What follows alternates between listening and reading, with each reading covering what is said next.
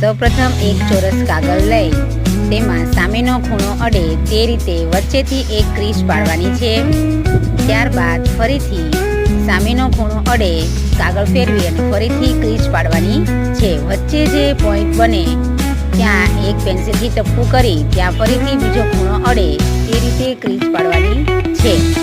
ત્યાર પછી ત્યાં એક લાઇનિંગ દોરી સૌપ્રથમ એક ચોરસ કાગળ લઈ તેમાં સામેની બાજુ ખૂણો અડે તે રીતે વચ્ચેથી ક્રીસ પાડવાની છે. તેવી જ રીતે બીજી બાજુ પણ સામેની બાજુ અડે તેવી રીતે ક્રીસ પાડવાની છે. બંને ક્રીસ જ્યાં ભેગી થાય ત્યાં એક પોઈન્ટ બનાવવાનો છે.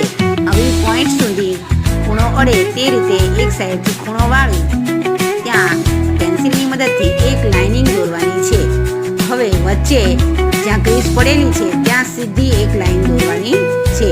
ત્યારબાદ ફરીથી પોઈન્ટ અડે તે રીતે બીજો ખૂણો વાળવાનો છે. હવે ત્યાં એક ચોરસ તમને દેખાય છે, ત્યાં એક ચોરસ બનાવવાનું છે. હવે ત્રીજી બાજુ એ જ રીતે પોઈન્ટ સુધી અડે તે રીતે ક્રીસ પાડવાની છે. હવે ત્યાંથી પોઈન્ટ બનાવી અને બીજો જે પોઈન્ટ છે ત્યાં સુધી એક ત્રાંસી લાઈન દોરવાની છે.